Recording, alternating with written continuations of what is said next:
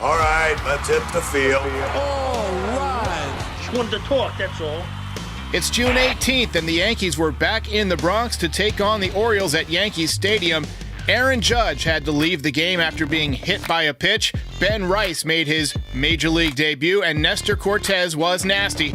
My recap, your reactions coming up next. This is NYY Recaps. Welcome to Yankee Stadium. Just when they thought I was out. Hey, pull me back, kid. Welcome back, everybody. Welcome back. Before we get to anything, rest in peace to the great Willie Mays, baseball legend.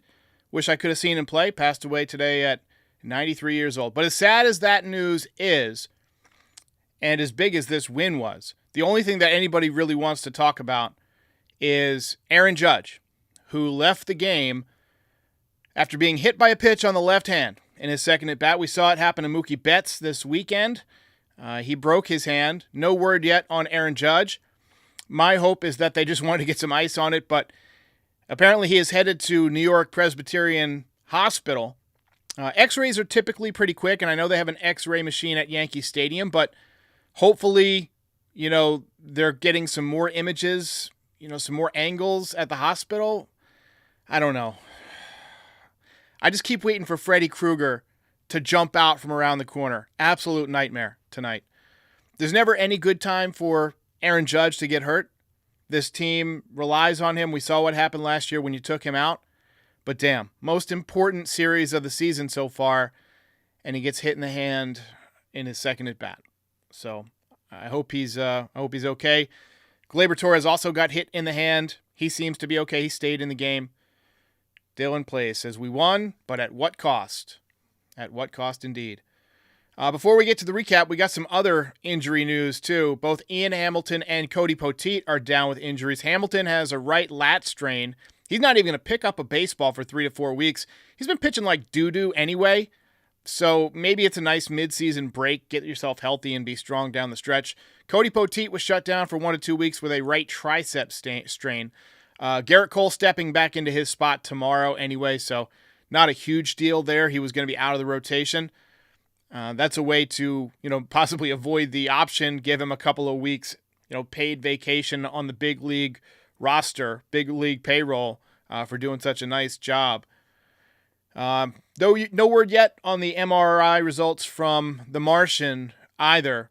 And I know that they have good doctors, at the local hospital, but let's be patient. The human DNA and the human biology is a little bit different than it is with Jason. So, they're kind of learning on the fly. So, second we hear something, you'll get my reaction to it. Ben Rice made his debut tonight. He went 1 for 4. My initial impression is that he's got good bat speed. He's got the type of bat path, like the swing path, that typically does well at Yankee Stadium if you can make enough contact to make it work. Think Matt Carpenter, Greg Bird. I saw some Kevin Moss in that swing. Old school fans will remember Kevin Moss. If you haven't seen Kevin Moss, go watch Kevin Moss and tell me that swing and that stance doesn't remind you a little bit of what we see from Ben Rice. But if you want to know who Ben Rice is, there's a great podcast that I'm involved with. I helped to design it. It's called Baseball America Hot Sheet, and they did a 10-minute preview of Ben Rice this afternoon, which I'm going to play for you. Just a 1-minute segment right now as a little preview, but it's got a lot of great detail about Ben Rice as a hitter. His teammates were praising him off the charts in terms of basically everything that they could explain it. And they kind of said, hey, this dude's underrated. Look out for what he does when he gets to the next level. Do you agree with that? Yeah, I agree with that 100%. This is a player from sort of an unusual background, cold weather guy. Rice was a guy that stood out there in the Futures League, and it was a higher level of competition that year. He then matriculated to Katuitt on the Cape, really performed pre-draft. The Yankees ended up taking a chance on him in a later round pick. The bat's pretty close to big league ready. It's a very well-rounded offensive approach. He doesn't chase a ton. He makes a ton of contact.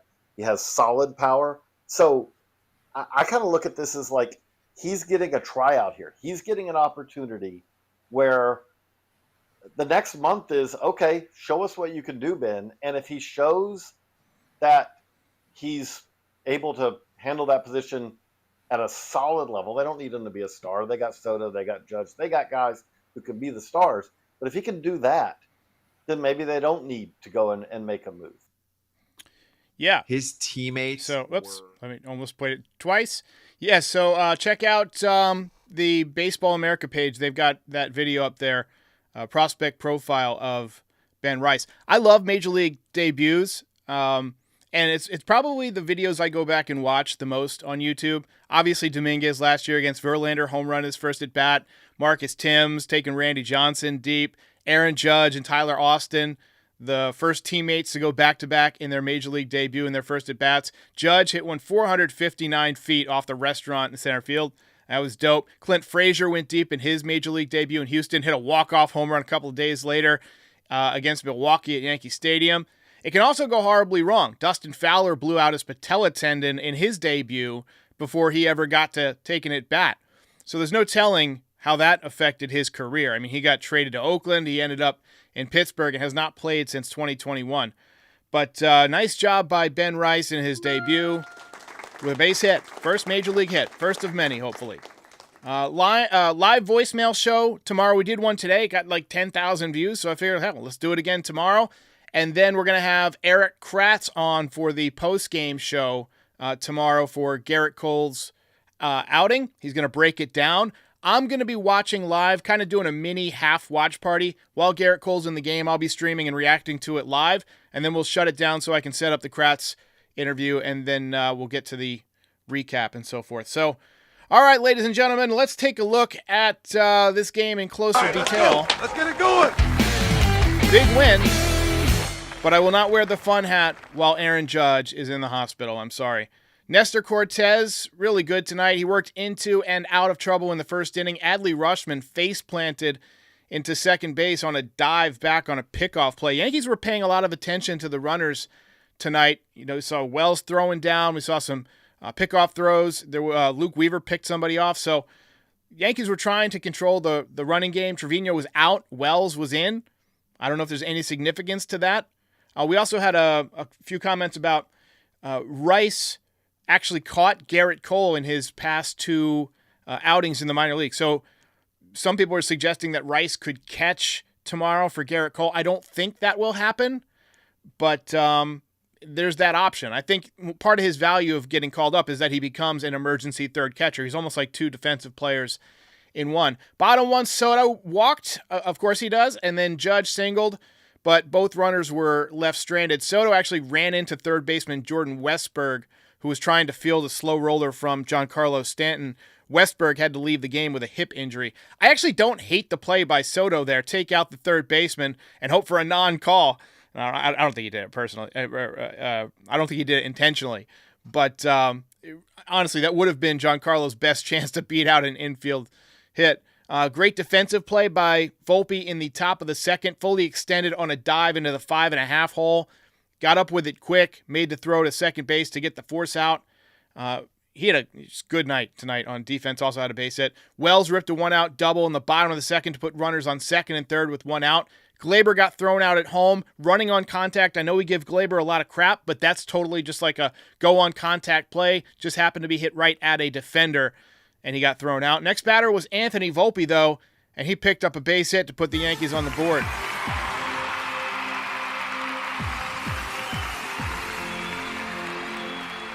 Nice at-bat from Volpe.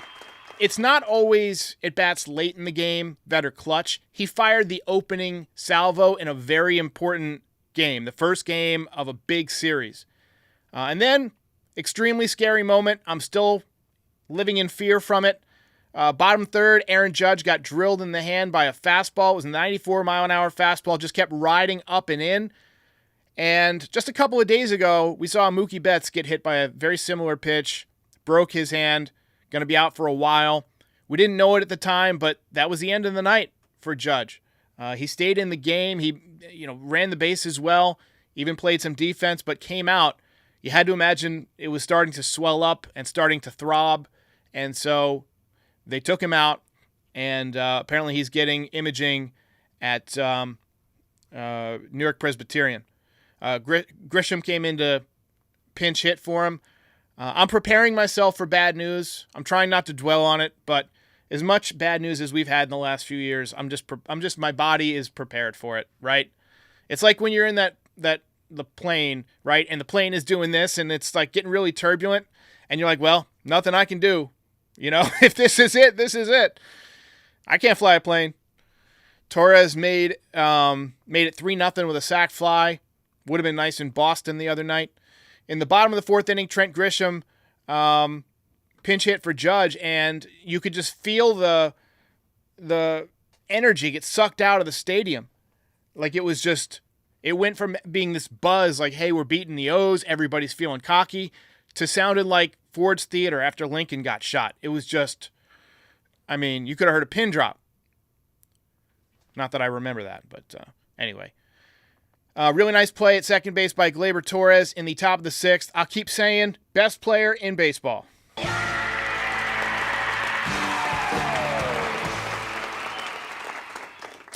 All right, let's talk about Nestor Cortes, who had a spectacular night against one of the best offenses in baseball. He had him off balance. He was mixing his pitches nicely. Cutter was effective. He was able to keep the ball in the ballpark. 6 shutout innings, 5 hits, no walks, 6 strikeouts, 105 pitches, 64 of them for strikes. Lowered his season ERA to 3.36. He's made 16 starts. So theoretically, he's halfway through a full docket of 32. 93 2/3 innings pitched, 86 strikeouts, 18 walks. That's elite command. And a 1.10 whip. Hell of a job, my man. Hell of a job. He's having a really good bounce back year. He really is. I'm sorry. I'm off tonight. All I can think about right now is Aaron Judge. I know I should be just hyping up Nestor Cortes. I'm in a sullen place right now. Big pickoff from Weaver in the top of the 8th. Clay Holmes came in to close things out with a 4-run lead and immediately served up a single and a 2-run home run. But he came back to work out of it, and the Yankees take game 1 of a big series. Ball game over. Yankees win. Yankees win.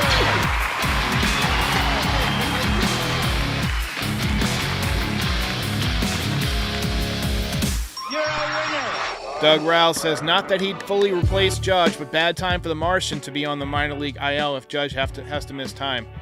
100% agree. You know, I was thinking about that as well. I was like, well, we're going to get a steady diet of Trent Grisham if Judge has to miss time. You know? So, all right, belt tonight goes to the mustachioed one, Mr. Nestor Cortes.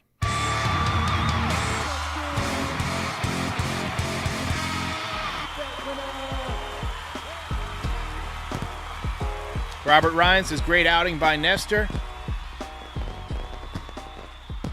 Larry says, I jinxed him. Yesterday you said, well, what if Judge gets hit by a pitch like Mookie Betts? You know, it reminds me of I lost my train of thought. It reminded me of something and then it went right out of my head. I don't believe in jinxes, so I don't think I actually jinxed Aaron Judge, but that bothers me when I have a train of thought and I lose it. I'm so focused on Judge tonight. I'm feeling it, guys. I'm feeling it. Over 1,100 in the chat. Be sure to like and subscribe. We are on a mission to get to 40,000. We're going to be the 3rd Yankees channel ever to eclipse the 40,000 subscriber milestone.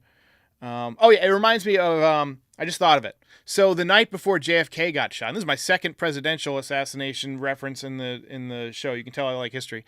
The night before he got assassinated, he was in Fort Worth, and he said something to the effect of, this would have been a hell of a night to shoot a president. And then they had this whole thing about how it would be easy for somebody to shoot him if they wanted to. They could just get a rifle up in a building, and nobody could do anything about it. And that's exactly what happened the next day. It's crazy. And yeah, I recall saying that about Aaron Judge. I was just kind of throwing that out there, that baseball can be random. But man, you're right. Maybe I did jinx him. Maybe I did. Hopefully he's okay.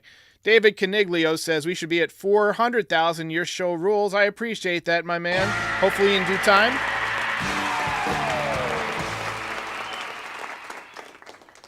Yankees for Life says, yeah, because it was planned beforehand. So the person who quoted that was JFK himself. I don't think JFK himself planned beforehand to have his own head blown off, but, it's wild, as Unlock the Car says. There was this, this is another one. I'm very interested in history, like I said, especially disasters and things like that. In 1898, there was a shipwreck. There was a book about a shipwreck. It was called Futility or The Wreck of the Titan, depending on, where you get your information. It was either Futility, Wreck of the Titan, or it had two different titles.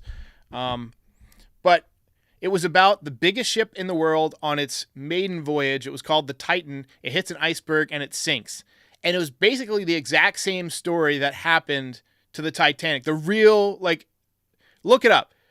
Someone basically told the story of the Titanic 14 years before it happened. It's wild. It's wild. Izzy U says, time to hit some birds tomorrow. I don't think that the hits tonight were intentional. I'm sorry. Just a bit outside. I don't think those were intentional. It was up and in. They were, running it inside. You want to tie up Judge. You don't want to get him extended. And when we said this back when I don't have a baseball, I would show you. We said this back when Clark Schmidt first came up, right? When your arm angle is like 3/4, I'm trying, and you kind of pull off, the baseball comes out of your fingers in such a way that it creates spin where it rides in towards a right-handed hitter. And he used to do that. Remember, he hit somebody like in the head for the Marlins. That's what happens when your arm slot is down too far and you're trying to throw in. The ball gets it gets a lot of tail. And I think that's what happened tonight, just watching it. I did see that, there was a pitch up and in later in the game. I don't think that was intentional either against the Orioles, against Henderson. And then, obviously the Westberg thing, I joked about it, but I don't think that was intentional by Soto to run into Westberg either. I joked that it was kind of like a kamikaze attack, take him out and hope you don't get a call, or so that Stanton can beat out the infield hit, because that's pretty much the only chance he has to beat it out.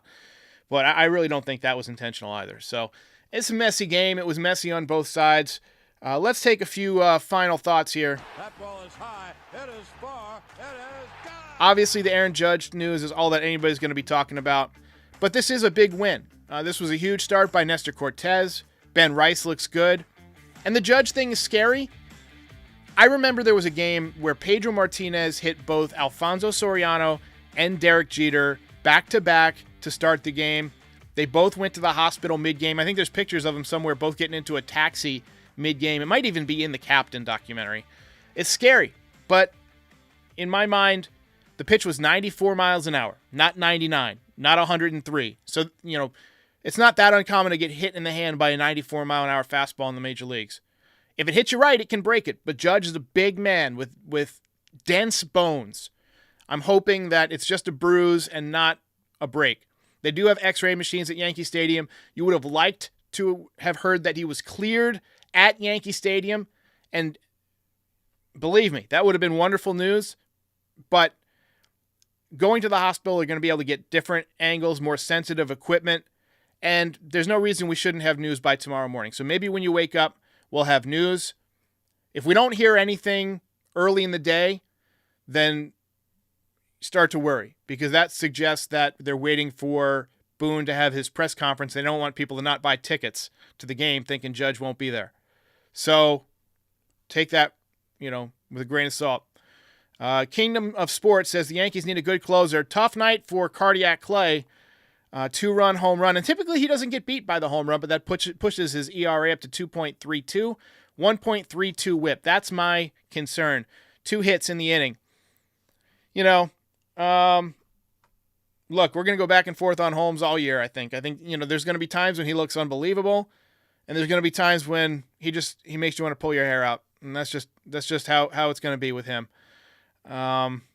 Anyway, Dante Lozada says, no one hits our captain. No one. I think there's going to be dartboards all over New York City with that pitcher's face on it tomorrow. Gerrit Cole returning tomorrow night. We're going to have Erik Kratz on to break everything down. Again, tune in game time if you're interested. I'm going to be live streaming during the game, watching Gerrit Cole, kind of evaluating him on the fly. And Shane Johnson with the Super Chat says, losing Judge and Jay Dominguez in the same week. Unreal. Hopefully we haven't lost Judge for very long. Hopefully he's back tomorrow. Yankees for Life says, bird hunting. Greg Scherzo says, do we know when Dominguez is coming back? No, we're still waiting. As we mentioned, they're still trying to figure out his alien biology and examine the test results. I'd imagine at some point when the government's done evaluating him and they release him from their labs, we'll know. But, it might not be too long. Yankees win tonight and take game 1 of the series, and it looks good with Gerrit Cole and Luis Gil going the next 2 days. Game 1 was the one I was most worried about. So we'll see how it shakes out. Things obviously change if Judge is not in the lineup. Nice job by Ben Rice tonight to pick up a base hit, first major league knock, and we'll see you next time.